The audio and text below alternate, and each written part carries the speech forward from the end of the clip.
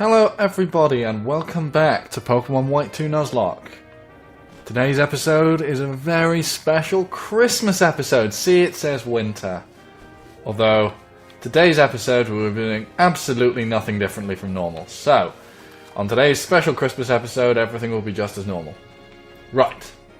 With that out of the way, let's get on with this. Now, at the end of the last episode, I did some stuff, and now I have absolutely no idea where to go. Hooray! So we're going to go and find out what to do. Do the things. Whatever those things may be. Oh no. It's another deer! But we've already got one, so we can't catch it. Sneaky secret Snuffles can play his foul. Now he's going to slash in the night. And it is the night. Look how dark it is. It's really dark. So he's going to do some slashing in the night. Like a fiend. Slash demon. Alright. So, I think what I've got to do is find the gym leader. Oh, it's Plodge. Hello, Plodge. I'm going to go and heal up again. I know I just did, but I've used 1 PP, and I feel like I may have to use it. Because that is Plodge, and I may have to fight Plodge, and I don't want to fight Plodge. I'm going to also stock up on some potions. I'm always scared fighting trainers, because they tend to be too powerful for me. And a bit of a challenge to not die. And yes, let's buy some stuff. I mean, I've got 18. Let's buy 2 of those, so we can get up to 20. No, and then we'll buy... Ooh, we've already got 20 of those, but let's buy another 10, just for good measure. Okay, so we're... yeah, actually. We got full heals in here. Oh, we can't get full heals yet. Okay. I figured it'd be worth buying some full heals if we could, because, you know, healing things to the full. It's a good idea. Actually, did I actually... I did heal them up, didn't I? Yes, I did. Okay. Well, let's talk to Plodge and see what he says. Hello, Plodge. What do you have to say? Let me tell you though, Clay's tough. Even if all you have to use against ground types is water Pokemon, you must still be in a rough fight. Oh, yes, that's right, we're ground types. I don't feel comfortable using Lazy Sofa on this. Mainly because ground types can often learn rock type moves, and rock type is going to be super effective against Lady Sofa, and that's not something I want. Ooh, hello. I want to train up Smugleaf instead. So that is what I'm going to be doing. Oh, it's an Emolga! That's a shame. I would have wanted one of those. Ooh, but it's part flying type. Time to switch out. To Mr. Tanks McGee. Because flying type moves against Smugleaf are not going to go well. Ooh. Oh, it was a crit. That's okay. Not too bad. In which case I'll just crunch it. Ah, no! Oh, it does know Pursuit. That's not good. It's alright, I'll just keep crunching. If it comes down to it, Snuffles can always do a thing. And he leveled up. Awesome. But I've got to go back and heal him immediately. Wait, hang on. I've got a bike. I don't know why I'm running everywhere. I do know why I'm running everywhere, actually. It's because I've been playing Pokemon Sun recently. And you don't have a bike in that game! For some reason. I don't know why. Why would you not have a bike? It just seems weird. You get a Pokemon instead to ride on. Which is cool, I guess. But I want my bike. Give me my bike!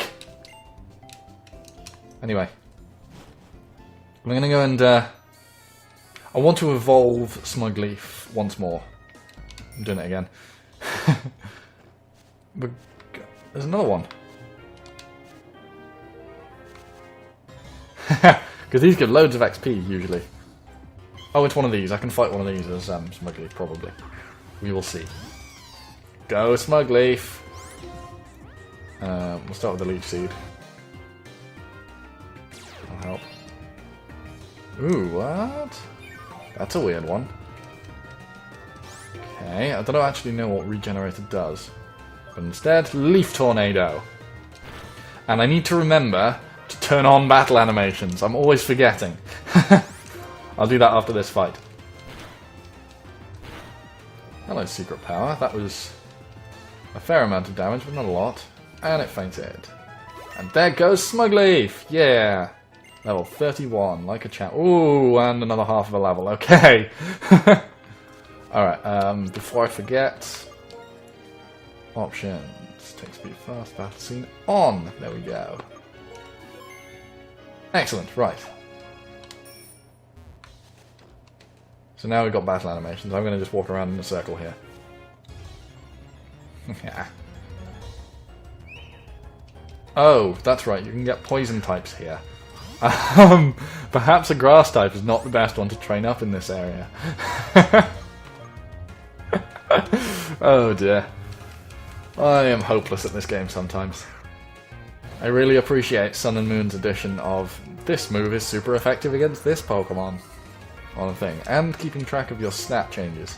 Those are both really helpful additions. Mainly not because I forget, well I do, but that's not really the reason, it's just because there's a lot of Pokemon now and I don't always know offhand what their types are. Like, I'm pretty sure this is poison, maybe grass type, but I don't know. Could be anything. Could be roast chicken type, I don't know. Who knows? It'd be hilarious if there were a roast chicken type. Anyway. Heal up again, because paralysis is awful. Okay, back on the bike. And back off the bike. Slightly too early, but never mind.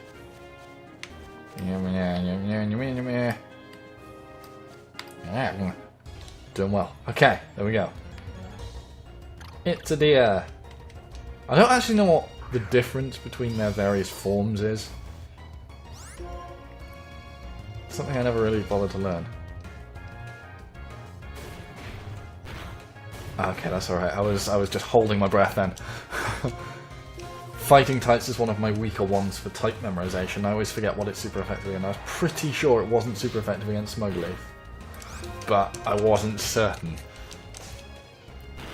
I was like 90% sure, but even so, every time anything doesn't attack, I'm always jumping in my seat a little bit. Anyway. Oh, yes, that's reminded me. I was going to try something different in these videos, so as a Christmas episode, this will be something slightly different. Hooray! So, I decided that I want to start trying to kind of discuss things a bit more in episodes, because I don't do that very much. So, I'm going to be talking about a thing, a game design thing, because I do game design. I work in game development, as people may or may not know. Admittedly, I work as a programmer at the moment, rather than a game designer, but hey, game design is still something super interesting. And there's a thing that Pokemon does in game design which is pretty cool. And it's kind of a weird thing. And it's related to what I was just talking about, which is why it reminded me. Sleep! Anyway, yes. The thing Pokemon does. Basically, Pokemon's designed like a multiplayer game where, you know, everyone has the same sort of rule set. All the Pokemon obey all of the rules all of the time. The only exception I've seen to that has been in Generation 7, where Totem Pokemon and other things get a bit of a weird boost, where they don't quite obey the rules. But anyway, all the Pokemon obey all of the rules all of the time, more or less. And the point of that is that there is a concept in game design called perfect imbalance. Or imbalance. Perfect imbalance is what happens when you get it very, very right. Basically, the idea of imbalance is that it works best. This sort of system where ooh, that's a thing. Okay. Haven't seen one of those before. Anyway, yes. The idea where if various people, Pokemon, whatever, various combatants, players, have the same rule set, tends to work best if things aren't perfectly balanced. Basically, oh yes, leftovers. I'm trying to hold two conversations, trying to hold a conversation and play Pokemon at the same time. It can get quite difficult. Anyway, the idea of imbalance is that each player has slightly different abilities and things that aren't necessarily balanced. Some are objectively better than others. And the reason this is a good thing, when it's done well, and Pokemon does this, is that it allows for dynamic game. By which I mean the game can sort of shift and change depending on the player's choices, rather than specifically, this is the best. If anyone watching has ever got into competitive Pokemon, which I have, a little bit, they'll know that while there are a bunch of known good builds for various Pokemon, there's no one team that's better than all the others. And that's a form of imbalance. Any team you can bring out can be countered by something else. And that creates an interesting game design thing. And part of the way it does that is with the typing system. It's actually the most obvious form that it does in Pokemon, is that you have things like... In fact, the 3 starter Pokemon give you the absolute best example of it, which is the grass, fire, water trichotomy thing. Trichotomy, is that even a word? I don't know, but I'm coining it now if it isn't. Anyway, so the idea is that you've got these 3 types. One is a bit like rock, paper, scissors. One is weak against the other, but strong against the other one. And that gives you that sort of imbalance that allows you to have that thing. There's no objectively best Pokemon to have at any one time, and no objectively best moveset for any specific Pokemon. To some degree. There's some debate about that. Why am I going that way? I haven't lost nearly enough health to be doing that. Multitasking! Multitasking is hard. It's another bird. It's hard to train grass types on birds. But he's nearly leveled up. I don't remember. I know that the starter Pokemon have a tendency to evolve at levels 30, 32, 34, and 36. And I cannot remember which one Smugleaf is. I can only ever remember Charizard, which is level 36. I can never remember any of the others. Although I do happen to know that Typhlosion is also 36. And the only reason I know that is because I just evolved one earlier today. In Pokemon Sun. And it's almost level 50 now. Level 32! Hooray! Ooh, Leaf Blade. That's a decent move. It's 90-100 with a critical hit chance. 65-90. It's way better than Leaf Tornado. 90-100 is pretty much the golden thing, particularly in competitive things. Tends to be that 90-100 seems to be a sort of staple in Pokemon. 90 power, 100 accuracy. Pretty much all types have at least one move that is like that. And the reason they do is because it's sort of like a baseline. You'll tend to find that if moves have higher attack than that, higher base damage than that, they'll tend to have lower accuracy or require you to wait after a turn or have some other drawback to rebalance it. But usually 90-100 is your best consistent move that you can do. And these makes them very, very popular in competitive play because they're very consistent and you can rely on them to hit. Whereas a 90 accuracy is risky and anything lower is extremely risky. That said, in my Pokemon Y team, I have a Gardevoir that knows Hypnosis, which is generally regarded as an incredibly risky strategy in Pokemon, particularly competitive. Because it's only 55%, I think? Something like that? Don't remember. Something like that, 55 or so. Ooh, a Marill! This is the perfect one to train my Smugleaf on. But yes, I do also give it a wide lens, so it has more accuracy. Helping hand. So I'm just going to cut you with a leaf sword. And I killed it. Hooray! So clearly this doesn't evolve at 32. It's probably 34.